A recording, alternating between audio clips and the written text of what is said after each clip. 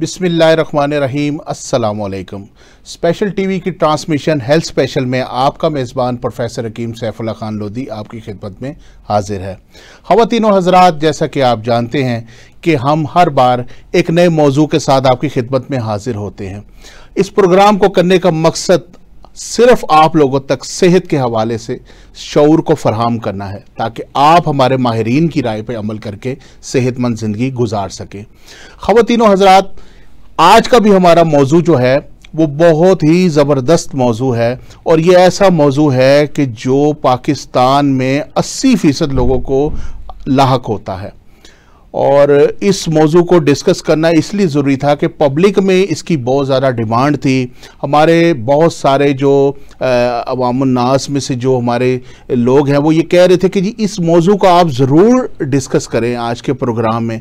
लिहाजा हमने सोचा कि आज के प्रोग्राम में इस मौजू को डिस्कस किया जाए, और इसके लिए हमने आपके लिए जो माहिरीन आज बुलाए हैं वो पाकिस्तान के मशहूर तरीन जो है तिब्बी माहिरीन हैं, जो अपना कीमती वक्त निकाल के आपकी खिदमत में हाजिर हुए हैं। तो प्रोग्राम का बाकायदा आगाज़ करने से पहले जो यहाँ तिब्बी माहिरीन मौजूद हैं, मैं आपका उनसे तारुफ कराता चलूँ। हमारे साथ बैठी हैं तबीबा नजमुल सहर साहिबा। ये होम्योपैथी की भी डॉक्टर हैं, ये तबीबा भी हैं, और ये रेजिमेंटल थेरेपिस्ट हैं, और स्पेशली कलर थेरेपी के अंदर बहुत ज़्यादा महारत रखती हैं, और पाकिस्तान की मशहूर तबीबाओं में इनका शुमार होता है।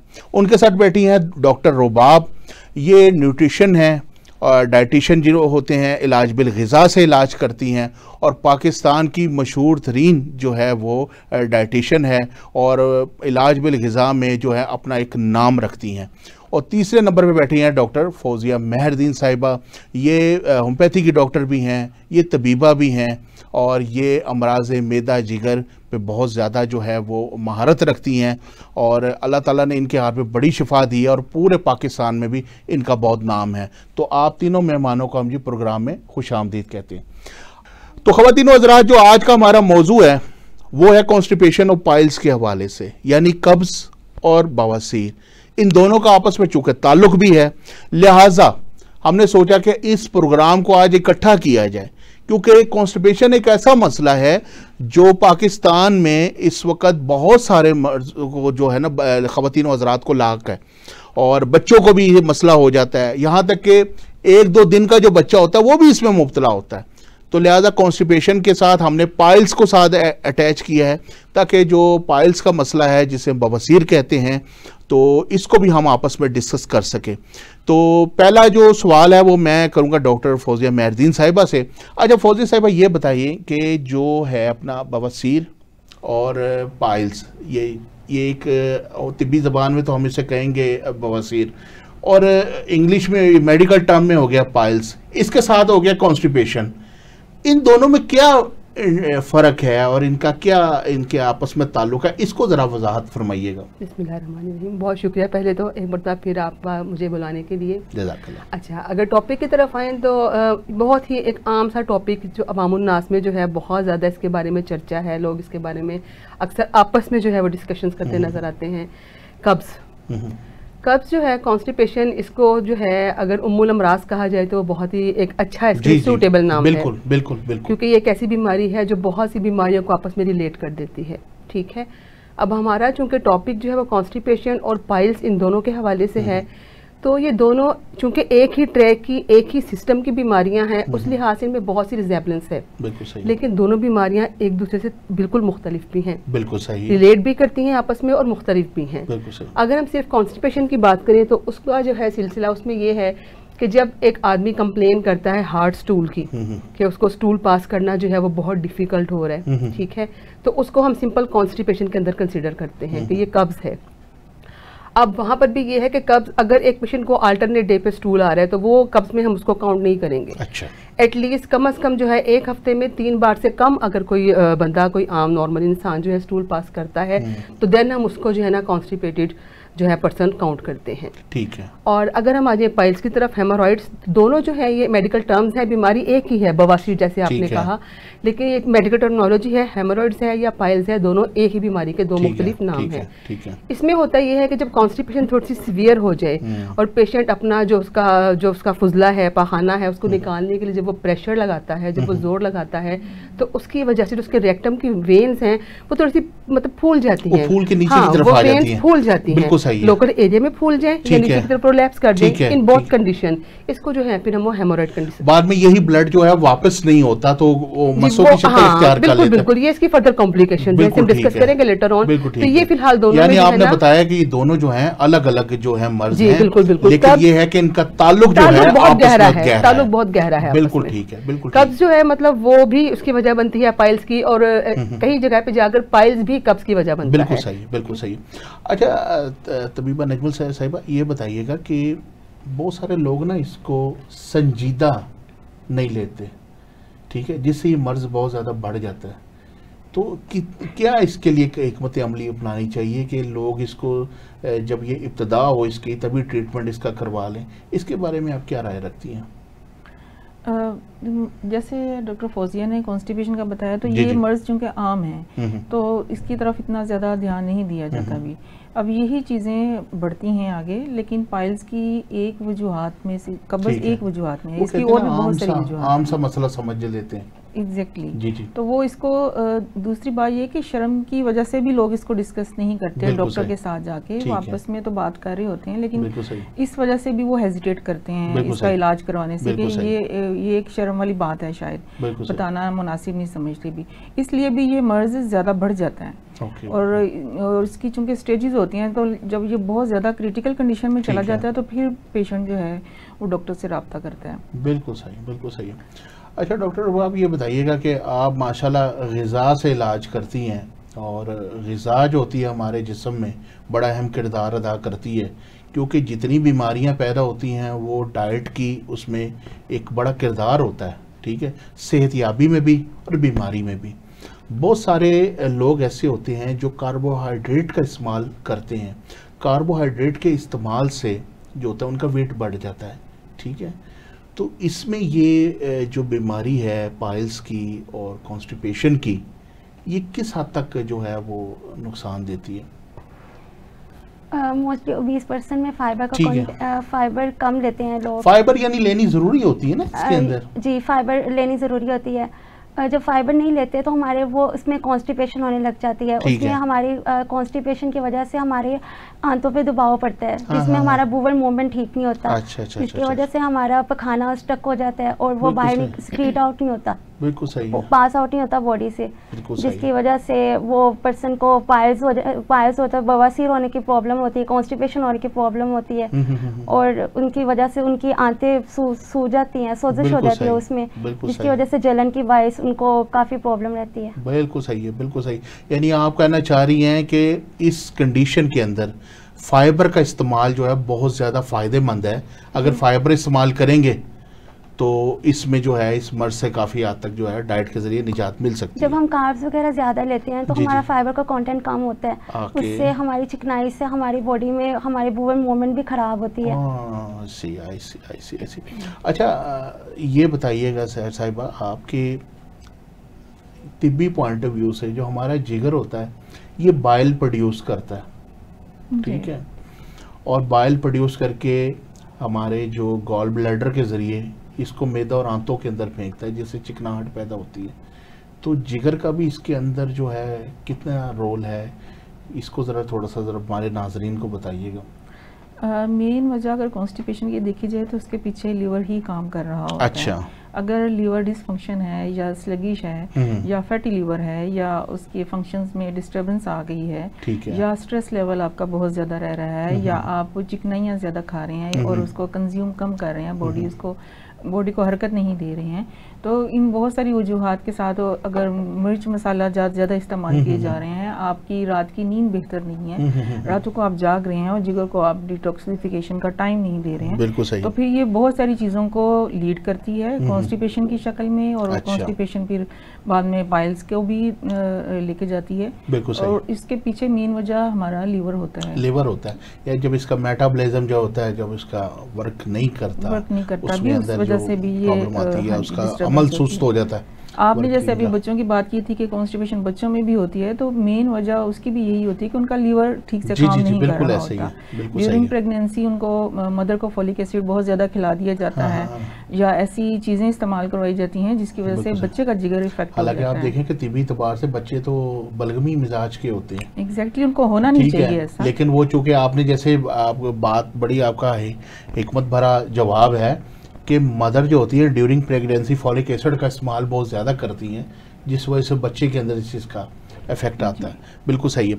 अच्छा फौजी साहब, ये बताएं कि जो कॉन्स्टिपेशन होती है इसकी बुनियादी रीज़न क्या होती है, कैसे इसके ऊपर काबू पाया जा सकता है?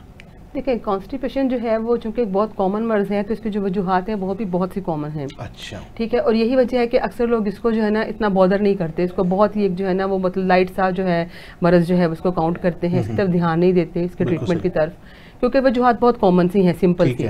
उनमें सबसे जो पहली वजह है इसकी वो डिहाइड्रेशन है। अच्छा, मतलब पानी की कमी बॉडी के अंदर हो जाना। अब उसकी रीजन क्या है? वाटर इनटेक हमारा बहुत कम होता है। एटलीस्ट जो है वो 8 से 10 गिलास पानी के पीना बहुत जरूरी है, लेकिन रूटीन में लोग इस पे ध्यान नहीं देते। वो पानी का इनटेक कम होने की वजह से जो इंटेस्टाइन है उनके अंदर ड्राइनेस हो जाती है, और जो ड्राइनेस होगी तो ऑटोमेटिकली उसकी मोबिलिटी, जो उसकी फंक्शन एक्टिविटी है इंटेस्टाइन की, वो कम हो जाएगी। कम होगी तो वो पूरी तरह से प्रॉपर अपना फंक्शन जो है वो जो उनका एक मूवमेंट है उसको वो परफॉर्म नहीं कर सकेंगे। उसकी वजह से भी स्टूल पाउच करने में जो है उसको प्रॉब्लम होती है पेशेंट को। उसके अलावा जो है जैसे भी जो है डॉक्टर साहबा ने कहा कि लो फाइबर इनटेक, फाइबर वाली जो खुराकें हैं वो नहीं ली जाती, मतलब सैलेड का इस्तेमाल जो है वो इतना आम नहीं है हमारे यहाँ। ठीक है, मतलब रोटी सालन पे ही हम लोग फोकस करते हैं, जबकि सैलेड का होना बहुत जरूरी है। ठीक है, उसमें बहुत सी फाइबर वाली डाइट्स हैं, उसमें ग़िज़ाएं मतलब आपकी जो है सब्जियां बहुत सी हैं जो फाइबर से भरपूर हैं, फ्रूट्स हैं उनका इंटेक बहुत जरूरी है, खीरा है, सेब है, अमरूद है, नाशपाती है, मतलब इस तरह से बहुत सी चीजें हैं, उनका इंटेक करें ताकि फाइबर ज्यादा प्रोड्यूस हो बॉडी के अंदर। जितना ज्यादा कंटेंट फाइबर का होगा उतना ही आप कॉन्स्टिपेशन से दूर रहेंगे। बिल्कुल सही। ठीक है, उसके बाद थर्ड पे आ जाती है आपके सीडेंटरी हैबिट्स। जिन फीमेल्स में या मेल्स में या बच्चों में सीडेंटरी हैबिट्स हैं, बैठे रहना, स्लगिशनेस, सुस्ती, उठ के भाग भाग के एक्टिविटीज परफॉर्म ना करना, काम ना करना, या जो वो लोग हैं जो बैठ के ज्यादा देर काम करते हैं, अच्छा, ये भी बहुत बड़ी वजह बनती है कब्ज की। उसके अलावा लो एक्सरसाइज पे भी हम लोग ध्यान नहीं देते। एक्सरसाइज ना होने की वजह से भी बॉडी की मूवमेंट कम होती है, ऑटोमेटिक आपके पार्ट्स मूवमेंट कम करेंगे, आपका स्टमक जो है वो प्रॉपर उसकी मूवमेंट नहीं होगी, आपकी खुराक डाइजेस्ट नहीं होगी, इंटेस्टाइन की मूवमेंट जिसमें पहले जिक्र किया वो नहीं होगी, तो आपका जो है खाना हजम नहीं होगा। तो ये सारी चीज़ें मिलकर जो है ना कॉन्स्टिपेशन को ट्रिगर करती हैं और इसकी वजह बनती हैं। अच्छा, आपने जैसे डाइट की बात की, सब्जियों की, अब हमारे जो रोज़मर्रा मैटर है, ठीक है डॉक्टर नवाब साहब आप भी ज़रा देखिए सुनिएगा, इसके अंदर लोग ज़्यादातर क्या सब्जियों में खा रहे हैं सर? एक तो महंगाई काफ़ी है, ठीक है ना, आलू का इस्तेमाल बहुत ज़्यादा हो रहा है। अब आलू जो होता है उसमें तो कार्बोहाइड्रेट्स जो होती है वो मौजूद होती है, गोभी खा रहे हैं, बैंगन खा रहे हैं, मटर खा रहे हैं, ठीक है, यानी वो सब्जियां इस्तेमाल कर रहे हैं जिसके अंदर कार्बोहाइड्रेट्स हद से ज़्यादा है। ठीक है, वो ग़िज़ाएं कम खा रहे हैं या वो महंगी हैं जिसमें फाइबर ज़्यादा है। ठीक है, तो इससे भी तो बहुत जो है वो इफेक्ट पड़ता होगा कि ज़ाहिर बात है कि एक डाइट को आपने प्रॉपर तरीके से लेना है। तो डॉक्टर बाब आप ये बताइएगा कि ये जो डाइट है, हमें कौन सी ऐसी डाइट है जो हमें खाने से ये मर्ज़ जो है ज़्यादा बढ़ जाता है, यानी कौन सी ऐसी सब्जियां हैं, जैसे मैंने आलू का बताया, बैंगन का बताया, गोभी है, मटर है, इसके अलावा कौन सी ऐसी ग़िज़ाएं हैं ये सब्जियां जो नहीं खानी चाहिए? हाँ जी, इसमें गैस्ट्रिक फोर्स आ जाते हैं। अच्छा, गैस्ट्रिक जो ज़्यादा गैस प्रोड्यूस करते हैं बॉडी में। जी जी। इसके अलावा कैफिनेटेड आ जाती हैं, कैफीन वाली चीज़ें आ जाती हैं जो नहीं, कॉफ़ी वगैरह हो गई, चाय हो गई। इसके अलावा हमारे सिरके वाली चीज़ें हो गई, अचार हो गया, सिरके वाली चीज़ें हो गई। अच्छा। जो हमारे इरिटेट करती हैं, हमारे इंटेस्टाइन्स को इरिटेट करती हैं, जिसकी वजह से वो प्रॉब्लम ज़्यादा इंक्रीज हो जाती है। वो नहीं लेनी चाहिए। इसके अलावा हमें ग्रीन लीफी वेजिटेबल्स लेनी चाहिए, जिसमें जैसे घिया वगैरह, जी, पालक आ गई, पालक और साग, पालक और साग। पालक के अंदर फाइबर ज्यादा मौजूद होता है जी। अच्छा, पालक साग हो गई, उसके अलावा उसमें भिंडी हो गई, भिंडी में बहुत ज्यादा अच्छे अमाउंट में होता है प्रेजेंट। तो भिंडी भी तो वो पैदा करती है कॉन्स्टिपेशन, लेकिन उसमें फाइबर ज्यादा होता है। अच्छा, फाइबर ज्यादा होता है, ठीक हो गया, भिंडी के अंदर, ठीक हो गया। उसके अलावा फ्रूट्स में भी आ जाते हैं, चिया सीड्स उसमें बहुत अच्छे होते हैं, चिया सीड्स और फ्लैक्स सीड्स बहुत अच्छे होते हैं, उनमें फाइबर बहुत ज्यादा अमाउंट में प्रेजेंट होता है, ठीक हो गया। चिया सीड्स और फ्लैक्स सीड्स उनको वाटर में एब्जॉर्ब करके वो लेने चाहिए, ठीक है। और इसके अलावा डिफरेंट फ्रूट्स भी आ जाते हैं, जिसमें आलू बुखारा, नाशपाती आ जाती है, पपीता आ जाता है। नुकसान जो है वो हमें ज्यादा किससे होगा, वो पहले बताएं आप। उससे जो नुकसान जो है हमें, जी, हमारे स्पाइसी फूड से और ज़्यादा तली हुई चीज़ों से, स्पाइसी फूड से, प्रोसेस्ड फूड, तली हुई कैन वाली चीज़ें जो होती हैं, कैन फूड जो होते हैं, उससे उसमें हमारा सोल्ट कंटेंट बहुत ज़्यादा होता है, उसमें फैट कंटेंट, कार्ब का कंटेंट बहुत ज़्यादा होता है। बिल्कुल सही। और वैसे फिजिकल एक्टिविटी नहीं होती जिस तरह का हम फूड ले रहे होते हैं, ठीक है, और फिर वो हमारी बॉडी एब्जॉर्ब नहीं कर पाती। बिल्कुल सही। आपने ये सारी माशाल्लाह जो बताई है कि ये डाइट जो होती है ये नुकसान का बायस बनती, और आप ये देखें कि हमारे यहाँ आजकल रिवाज ही उल्टा हो गया, यानी रातों को जो है लोग देर तक तो जागते हैं, और कारोबारी हल्का स्पेशली, और रातों को हमारी फूड स्ट्रीट्स जितनी भी हैं वहाँ पे मेला लगा होता है, ठीक है, और वहाँ पे पूरी खा पी के ना कोई वॉक ना कोई एक्टिविटी, पहले खाना खाना है, ऊपर से बोतल पीनी है, और आप जानते हैं कि खाने के ऊपर बोतल पीना वैसे ही भी जो है वो आपके जो पित्ता है उसमें स्टोन जो है वो बनाता है। तो ये चीज़ें जो हैं ज़िंदगी का अगर लाइफस्टाइल आप जब तक नहीं बदलेंगे, खैर इस पे हम आगे भी बात करेंगे। अच्छा साहिबा, ये बताइएगा कि ज़हनी दबाव की वजह से भी ये मसला हो जाता है।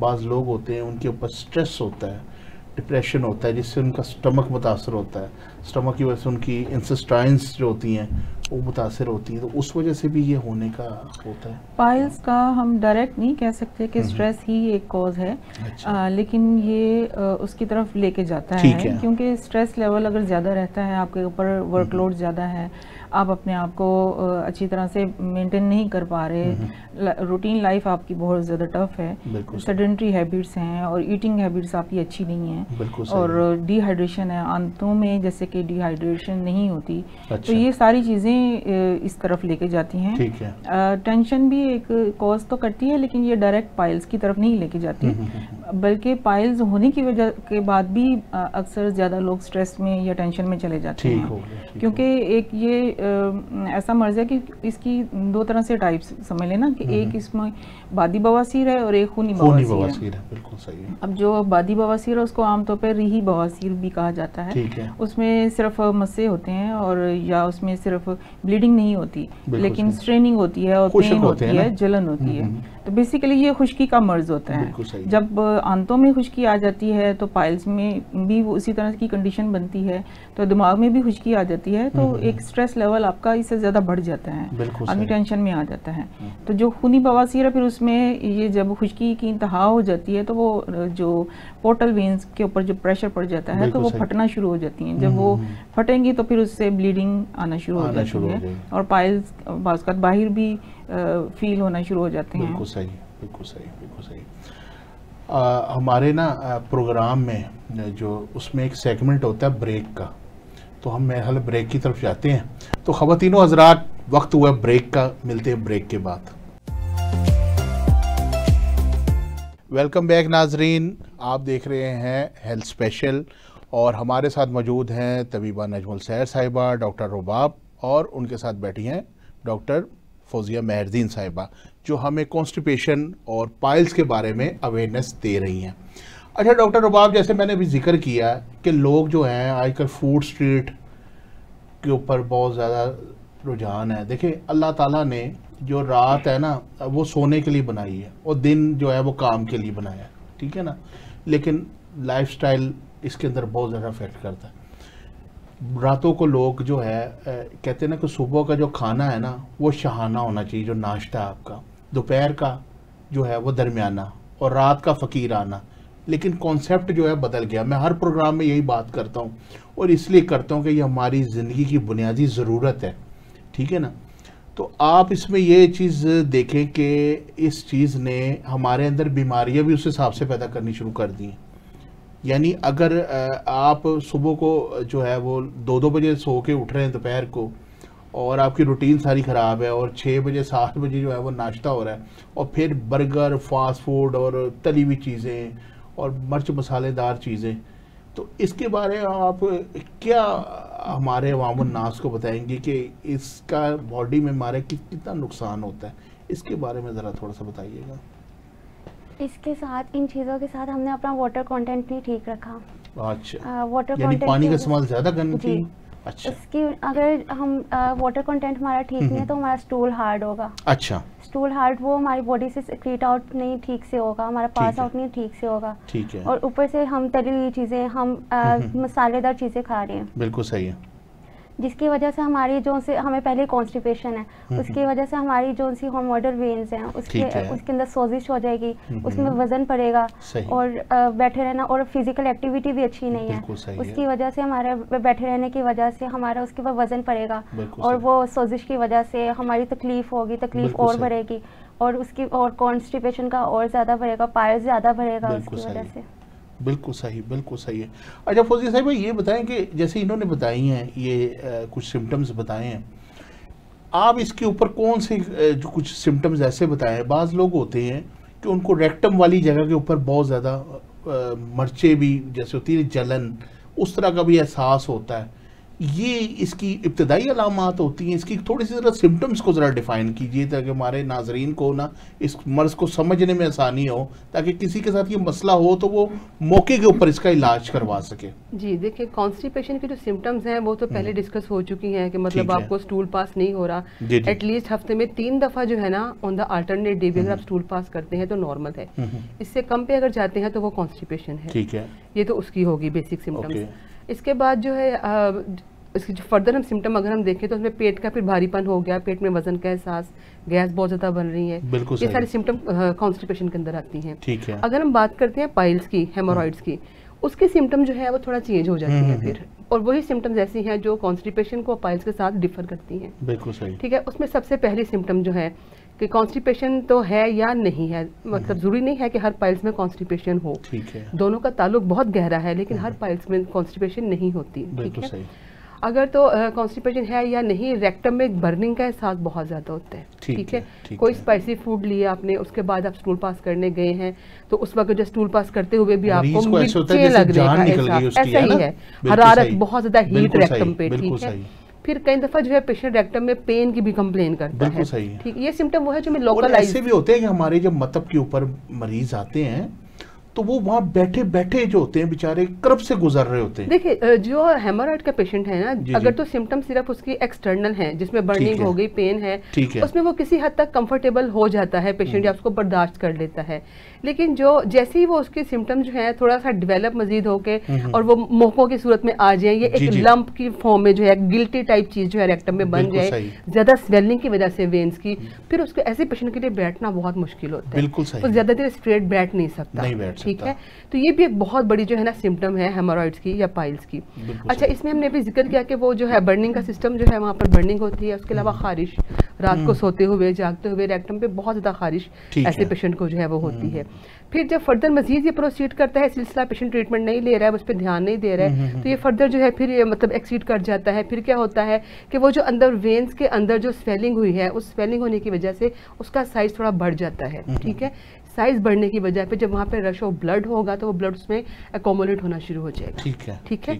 जब वो ब्लड उसमें अकोमोलेट होगा तो वो भी एक बहुत रेस्टलेसनेस की कैफियत जो है वो बना देता है रेक्टम में, पेशेंट को बेचैनी रहेगी।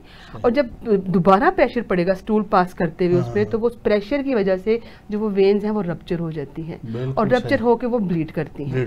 और इसमें जो है ना वो परेशानी वाली बात ये होती है कि जो ये जब ऐसा पेशेंट ब्लीड करता है तो वो बिल्कुल उसका जो कलर है वो ब्राइट रेड होगा उस ब्लड का। ठीक है। और ये बिल्कुल फ्रेश ब्लड होता है। बिल्कुल। अब इसकी हम अगर फर्दर इसको जो है जाए इसके एवोल्यूशन पे, तो फिर यही जो ब्लीडिंग अगर बहुत ज्यादा मरीज को हर बार स्टूल के साथ उसको ब्लीडिंग हो रही है, तो ये उसके अंदर जो है ना वो डेफिनेटली जो उसका ब्लड है उसकी क्वांटिटी को कम कर देगा और वो पेशेंट जो है ना ऑटोमेटिकली एनीमिया से जो है वो सफर बिल्कुल, और उसकी सारा वो जो रंगत है पेल हो जाती है। बिल्कुल, फिर यहाँ से फिर सारी जो इसके सिम्टम्स है ना वो जाके कन्वर्ट हो जाएगी एनीमिया में। ब्लड ही उसका वेस्ट हो रहा है, ब्लड लॉस, उसका ज़रा हीमोग्लोबिन भी उसका जो है कम हो जाएगा, एचबी लेवल कम होगा, उससे फिर उसमें वीकनेस बहुत ज्यादा हो जाएगी, पेशेंट लेथार्जिक हो जाएगा। हाँ जी, मतलब खाने पीने पे ध्यान नहीं रहेगा, वो आराम नहीं प्रॉपर कर सकता। इवन बाज़ दफा ऐसा होता है पेशेंट चल फिर नहीं सकता, उसको मूवमेंट में प्रॉब्लम हो जाती है, वो वार्ड्स इतना तंग करते हैं फिर उसको। फिर इसको जो है फर्दर जाके डॉक्टर से ही डिस्कस करना पड़ता है। बिल्कुल सही, बिल्कुल सही।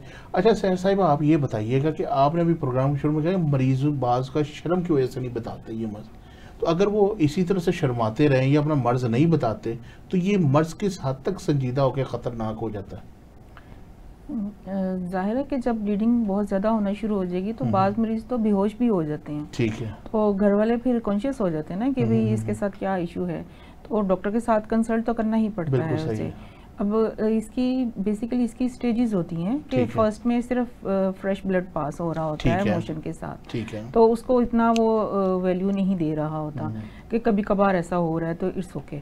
और लेकिन इसके बाद सेकंड स्टेप में सेकंड जो स्टेज होती है उसमें वहाँ बल्ज सा बाहर आ जाता है ड्यूरिंग मोशन पास करते हुए, और जैसे ही मोशन एक्सक्रीशन बंद हो जाती है तो वो बल्ज भी अंदर वापस चला जाता है। ठीक है। अब तीसरी स्टेज में अगर वो बल्ज बाहर आता है तो उसको फिंगर के साथ अंदर करना पड़ता है। अच्छा। और उसके बाद ही वो जिसे वो कहते हैं कांच बाहर आ गया। एग्जैक्टली।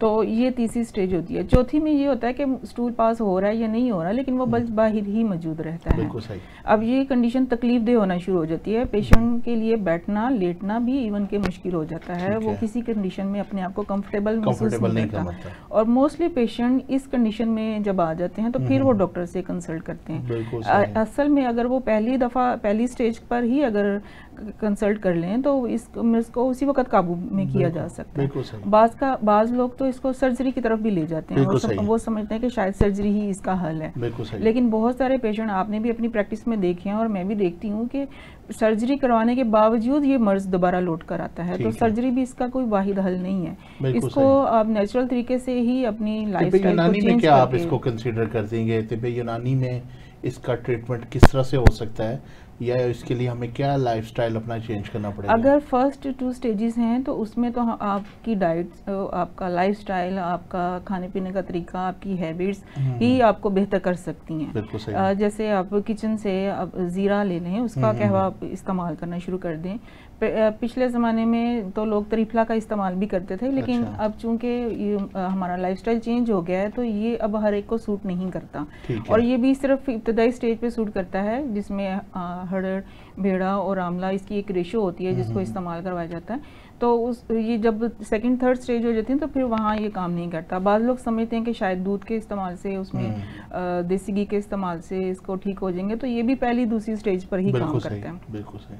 जब स्टेज बढ़ जाती है तो फिर ये भी चीज़ें काम नहीं करती, फिर ट्रीटमेंट ही उसको लेना पड़ता है। बिल्कुल सही। तो चूंकि ये खुश्की का मर्ज है इसलिए इसमें लुब्रिकेशन का होना बहुत ज़्यादा ज़रूरी होता है। इसमें आलमंड ऑयल, इसमें देसी घी का इस्तेमाल, इसमें कैस्टर ऑयल का इस्तेमाल बेहतर होता है।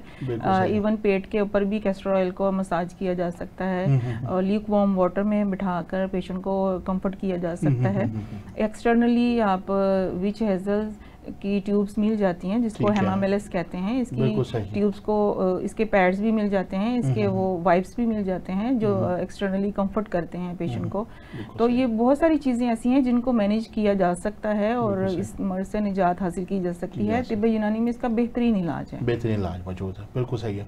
अच्छा फौजी साहब ये बताएं कि जैसे तबीबा सहर ने बताया कि जी सर्जरी जो होती है उसके बाद भी ये मर्ज हो जाता है, डॉक्टर जो है वो इसको कंसीडर करते हैं एलोपैथी के अंदर कि सर्जरी ही इसका आखिरी हल है, लेकिन सर्जरी के बावजूद भी ये हकीकत है कि हमारी प्रैक्टिस में देखें कि दोबारा हो जाती है। और सबसे मेन चीज़ ये होती है कि जब ऑपरेट होता है तो उस पॉइंट के ऊपर मरीज़ को स्टिचेस नहीं लगते, उसको 30-40 दिन गर्म पानी के अंदर पायोडीन डाल के वो बिठाते हैं, ये उसकी एक रिक्वायरमेंट होती है। तो आप क्या समझती हैं इसके बारे में कि क्या सर्जरी जो है वो ज़रूरी है इसके लिए, या तिब्ब यूनानी से में इसका इलाज हो जाएगा? इसको थोड़ा सा ज़रा इस कॉन्सेप्ट को क्लियर करें कि अगर किसी का वहमुन नास में किसी का भला होता है, बाद लोग होते हैं ऑपरेशन से डर जाते हैं, ऑपरेट से डर जाते हैं, तो वो सेंसिटिव होते हैं ना, तो अगर तो है तो जारी बात है ये सदका जारी हौसला देना भी किसी पहले तो मैं आपका एक पॉइंट यहाँ पे क्लियर कर दूं कि चाहे कोई भी पैथी है, एलोपैथी है, होम्योपैथी है या तिब्बे यूनानी है, ठीक है, डाइटिशियंस हैं, इलाज बिल हिसाब, हर तरह की पैथी में जो है ना कॉन्स्टिपेशन या पाइल्स के लिए फॉरेन सर्जरी रिक्वायर्ड नहीं होती। ठीक है, ठीक है, ये एक आपका जो कंसेप्ट में है क्लियर कर दूं। ठीक है, हर तरह की पैथी में पहले इसको जो है ना, जब एक पेशेंट आ गया कॉन्स्टिपेशन का आपके पास या पाइल्स का, तो हर जो मॉलिज है वो उसको उसकी एक बेहतरीन डाइट और उसका लाइफस्टाइल चेंज करने से परहेज बताकर उससे ठीक करने की कोशिश करते हैं। ठीक है, पहली स्टेज होगी, उससे रिकवर हो जाती है, पेशेंट चलाएगा सेकंड स्टेज में, फिर दोबारा आपके पास आता है, तो तब फिर हम उसको यही चीज़ें फर्दर उसको साथ एक्सरसाइज वगैरह बता के उसको फिर भेज देते हैं। और उसमें एक और चीज़ जो है मूवमेंट जो डॉक्टर रिकमेंड कर, जैसे आपने भी कहा कि गर्म पानी में बिठाते हैं, तो एक गर्म पानी का प्रोसीजर से पहले वाला भी है। अच्छा जी, वो क्या है कि या बिफोर सर्जरी, हाँ बिल्कुल बिल्कुल, मतलब विद मेडिकेशन आप मेडिसिन ले रहे हैं इंटरनल, अगर आप एक्सटर्नल यूज़ के लिए जो है ना, मतलब आप एक सुबह को उठते हैं जब आप, तो सुबह को आप एक गर्म जो है काबिल बर्दाश्त गर्म पानी में टॉवल डिप कीजिए, उसकी आप 4 तह लगाइए और अपने पेट के ऊपर रख लीजिए। अच्छा, ठीक है, और उसको फिर एक खुश्क टॉवल से या चादर से ढक दीजिए, अपने पेट को स्टीम दें, आप ये समझ लें, फिर उसी टॉवल से रब करें अपना पेट जो है आपका, इससे भी जो है इंटेस्टिनल मूवमेंट बहुत अच्छी हो जाती है। ठीक है, और दूसरी बात जो आपने की सर्जरी, तो उससे अब सर्जरी और मेडिसिन के दरमियान में एक और स्टेप आता है जिसको हम ऑफिस टेबल मैनेजमेंट कहते हैं। ठीक है, अब वो ऑफिस टेबल मैनेजमेंट क्या है, एक पेशेंट आ गया, डाइट से वो ठीक नहीं हो रहा, उसका सिलसिला ठीक नहीं हो पा रहा, डॉक्टर जो है उसको फिलहाल सर्जरी की तरफ मूव ऑन नहीं करना चाह रहे, तो वो दरमियान का तरीका का क्या है, जो हम ऑफिस टेबल मैनेजमेंट है उसमें सबसे पहले आती है आपकी रबर लाइगेशन। ठीक है, ठीक है, रबर लाइगेशन में ये होता है कि वो पेशेंट की जो वेन्स, रेक्टम की जो वेन अंदर से फूली हुई है या जो ब्लीड कर रही हैं, वहाँ पर एक रबर जो है ना उसको प्लेस कर दिया जाता है। ठीक है, और उसको प्लेस करके वहाँ से उसकी ब्लीडिंग फर्दर रोकी जाती है। ठीक है, ये एक नॉर्मल सा प्रोसीजर है, ये सर्जरी में नहीं आता। ठीक है, ये आपका जो है ना, ये आपका ऑफिस टेबल मैनेजमेंट में आता है। ये आप थेरेपी का नाम जी जी बिल्कुल बिल्कुल बिल्कुल थेरेपी कह सकते हैं। फिर इसके साथ जो है एक और आता है आपका, जो इसके साथ एक और सिलसिला है, स्क्लेरोथेरेपी के नाम से उसका है सिलसिला। उसमें ये होता है कि एक छोटा सा थोड़ा सा केमिकल होता है, उसको इंजेक्ट कर देते हैं रेक्टम के अंदर, उससे भी जो है उस लोकल एरिया में ब्लीडिंग जो है वो रुक जाती है, थोड़ी इन्फेक्शन कम हो जाती है। ये भी एक थेरेपी है। अगर इनसे भी कंट्रोल ना हो सके तो फिर उसके फर्दर टेस्ट हैं, उनसे हम इवेलुएट करते हैं कि either we go for surgery और नॉट। ठीक है, उसमें जो है आपकी सबसे पहले जो है आपकी रेक्टोस्कोपी आ गई पेशेंट की।